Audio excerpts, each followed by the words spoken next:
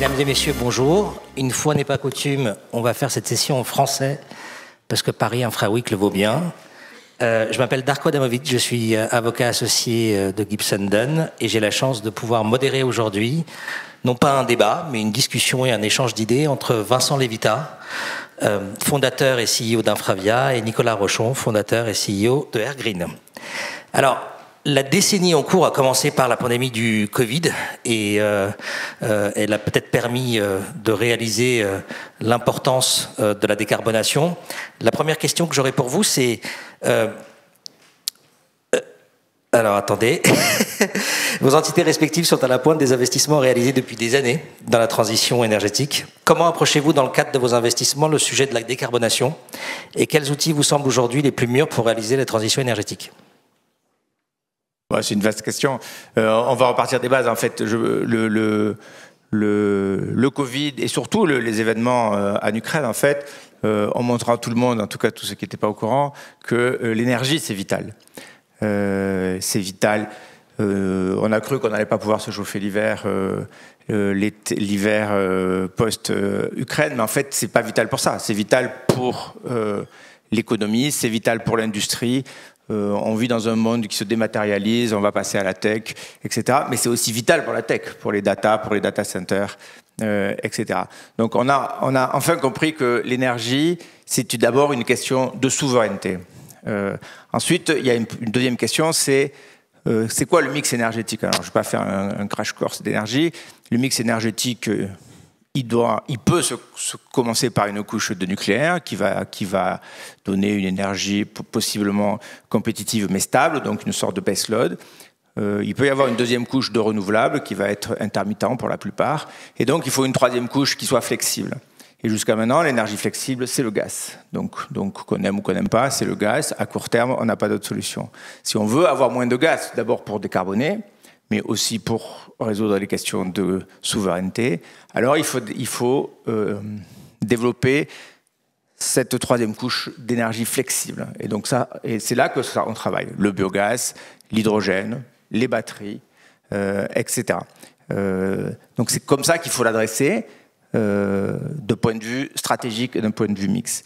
Et le deuxième aspect, c'est la transition énergétique. Ce n'est pas que le renouvelable. Bien sûr, c'est le renouvelable pour fournir cette deuxième couche. Il faut aussi investir dans les réseaux pour pouvoir encaisser cette intermittence.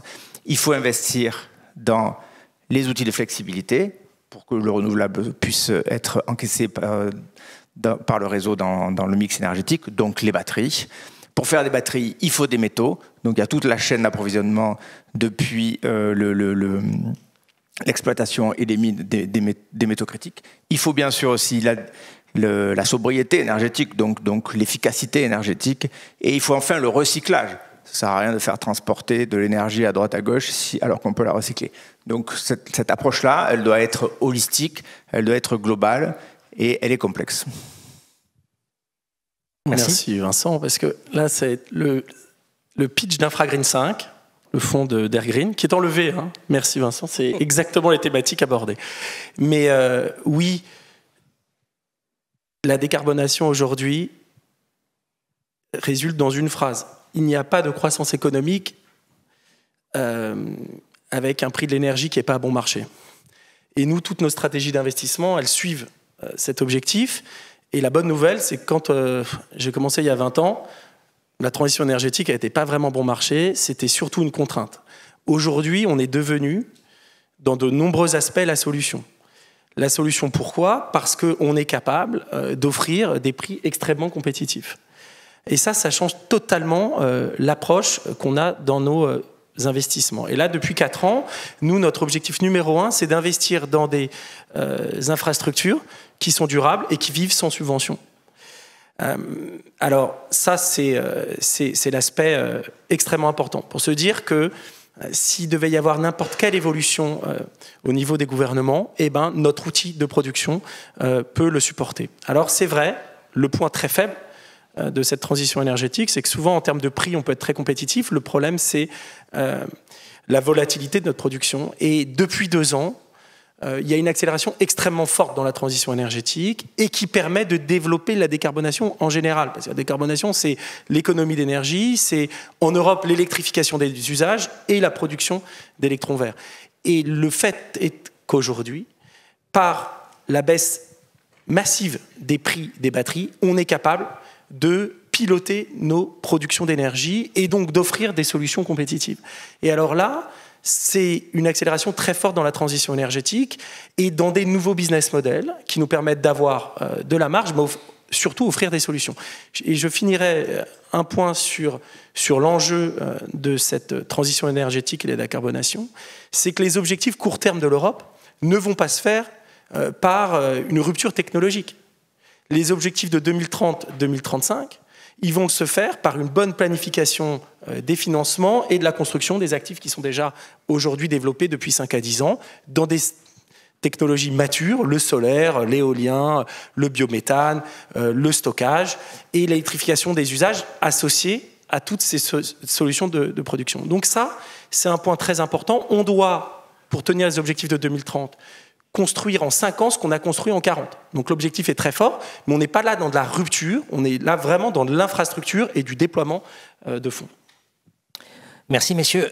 Alors effectivement, c'est certainement le combat du siècle. Vincent, tu l'as mentionné, la souveraineté, c'est effectivement un autre enjeu qui a été certainement mis en lumière par le Covid et notre dépendance à l'égard de nombreux pays, et notamment les pays asiatiques. Comment réaliser la décarbonation dans la souveraineté ? Bon, aujourd'hui, en fait, on est face à un dilemme à 3 dimensions. Certains appellent ça un trilemme. Donc, le trilemme, c'est le suivant. Accès à l'énergie, donc souveraineté, décarbonation, donc sustainabilité, et niveau économique, donc affordabilité. Et en fait, aujourd'hui, je pense qu'on n'a pas résolu cette équation. Donc, on n'est pas capable, à mon avis, on n'est pas capable aujourd'hui de fournir une énergie souveraine, donc en quantité suffisante, qui soit green et qui soit économique. Donc on n'est pas capable, donc il faut le dire, ou en tout cas il faut le reconnaître. Donc ça veut dire que pour caricaturer la solution, soit on va acheter des voitures électriques chinoises et elles ne seront pas chères, soit on va acheter des voitures électriques européennes et elles seront trop chères. Et bien sûr, si on achète des voitures électriques chinoises, alors on va détruire notre industrie et donc au final on détruit tout.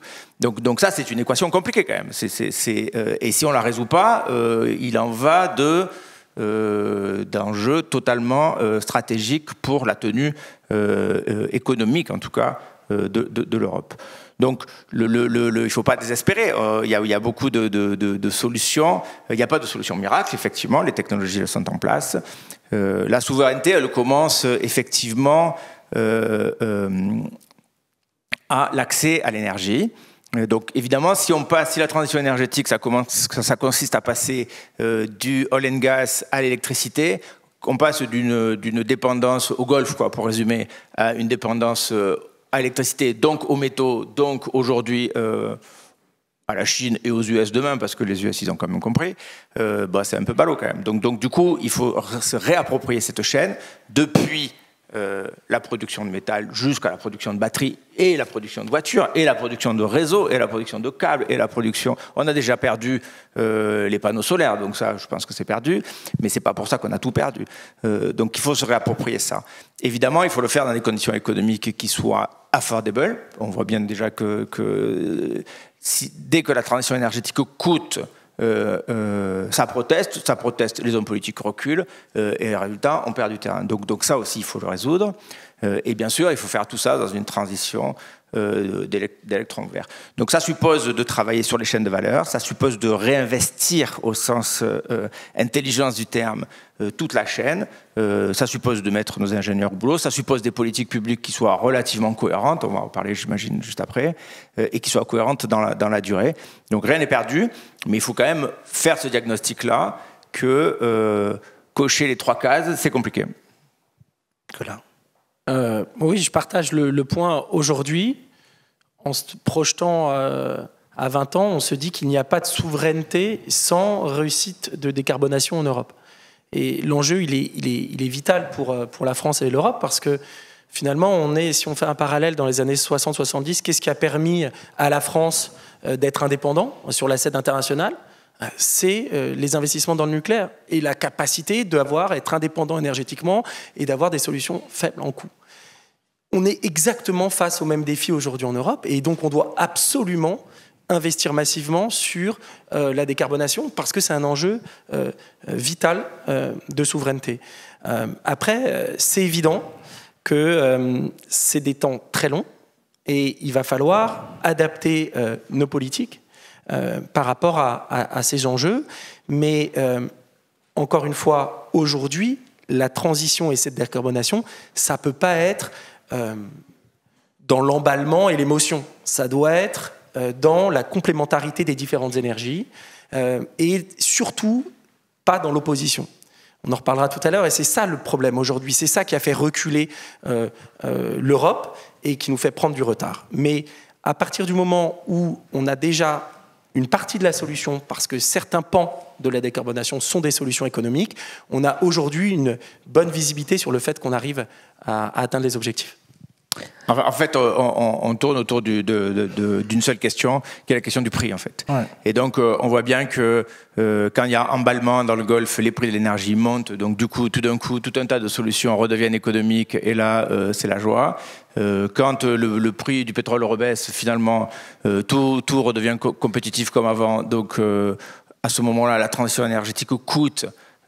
Et personne ne veut assumer ce prix-là, ce qui est assez logique d'un point de vue économique des acteurs et du coup des politiques qui sont derrière. Mais effectivement, une politique industrielle, ça se gère sur 20 ans.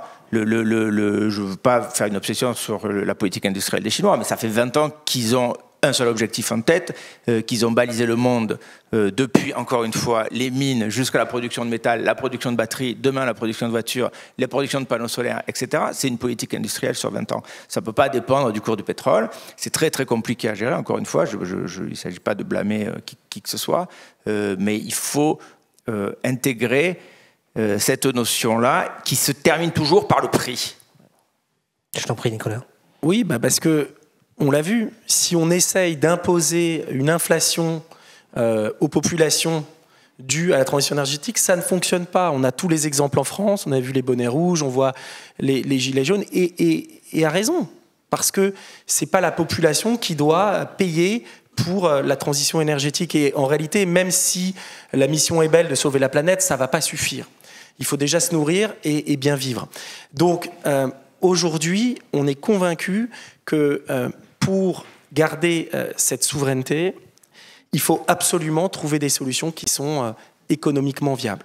Et alors, j'insiste quand même sur le fait qu'on est face à un dilemme aujourd'hui. Industrie, c'est vraiment le leitmotiv des politiques. Il faut avoir notre industrie. On a parlé des panneaux solaires. Moi, quand j'ai commencé, 95% des panneaux solaires étaient produits en Allemagne. Aujourd'hui, les 95% sont en Asie. Et on oppose un peu cette transition énergétique, on dit oui, mais on va avoir des panneaux solaires chinois, on va avoir des composants asiatiques, et donc on ne va pas réussir. Je pense que c'est une erreur. Parce que la question qu'on doit se poser aujourd'hui, c'est qu'est-ce qui est plus créateur d'emplois ?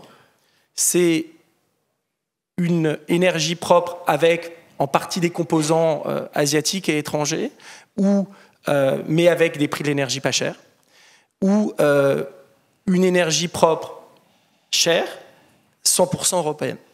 C'est ça la question. Et donc, il faut être pragmatique. Il n'y a pas une solution, c'est un mélange de solutions. Et il faut, nous, qu'on appuie sur là où on est fort, effectivement, les capacités dans l'économie d'énergie, dans le recyclage et dans cette capacité de développer des composants à forte valeur ajoutée dans les prochaines années. Mais il faut surtout profiter aujourd'hui du fait que les capex soient extrêmement faibles et finalement profiter de politiques souvent politiciennes, comme il y a peut avoir aux États-Unis, où il y a vraiment un blocage de toutes les importations de composants asiatiques qui nous permettent aujourd'hui, nous, de développer des infrastructures à des prix extrêmement compétitifs et on va pouvoir en bénéficier dans les 20 prochaines années. Merci. Donc, souveraineté, prix, Vincent, tu l'as dit, également programmation pour le modèle chinois. Quel rôle donc pour l'État français et puis l'Union européenne dans la décarbonation et la poursuite des autres enjeux ? Ouais, les questions de politique publique sont toujours complexes. On vient d'une période assez intéressante, puisque d'abord il y a une prise de conscience de l'importance de l'énergie d'un point de vue, je l'ai dit, stratégique et économique. Il y a une politique industrielle qui a été poussée relativement fort depuis quelques années en France et en Europe d'ailleurs. Bon, il faut espérer que ça résiste à l'inflation, que ça résiste au populisme, que ça résiste au chèque énergie et à tous ces trucs de court terme qui objectivement servent à rien. Il faut espérer que ça résiste. Moi, je veux me fâcher avec personne, mais je vois d'un côté les Chinois qui ont mis en place des chaînes de valeur mais depuis 20 ans. Et ils ont commencé à financer des mines en Afrique et en Amérique latine pour récupérer le cuivre, le lithium et le nickel. Et maintenant, ils produisent des batteries et demain, ils vont produire des voitures et ils produisent des panneaux solaires et ils vont produire des câbles et ils savent exactement où ils vont. Et ça fait 20 ans. Les Américains qui ont mis en place l'IRA, bon, qui a quand même une efficacité, certes, ça leur a coûté cher, mais bon, eux, ils creusent le déficit sans s'énerver. Et nous... on a une politique industrielle, mais bon, en attendant, on fait des labels, on fait des articles 9, on fait de la taxonomie, on fait des CSRD, on remplit des questionnaires, quoi. Encore une fois, je veux me fâcher avec personne, mais c'est probablement bien de remplir des questionnaires pour que ça aide à quelque chose. Je ne sais pas bien quoi, mais il faut garder cette cohérence industrielle, il faut revenir aux bases. On a les ingénieurs, on l'a fait dans le passé, Nicolas l'a dit, le succès du nucléaire, c'était pas juste Charles de Gaulle qui se faisait plaisir, c'était on sécurise de manière souveraine de l'énergie et donc du développement économique dans des conditions de souveraineté et économique. Et c'est une politique sur 20 ans. Et qu'on a failli laisser tomber sur un coup de dépolitique. On l'a remis en place probablement à cause de ce qui s'est passé en Russie, et tant mieux, d'une certaine manière, si ça peut être bon à quelque chose. Mais la politique publique, c'est ça, c'est d'abord l'industrie. Au niveau de l'Europe, je pense qu'ils ont aussi pris conscience, mais on voit aussi les dédales kafkaïens de l'Europe. Je ne sais pas s'il y a des gens ici, mais si je prends les métaux que je connais un peu, la Commission européenne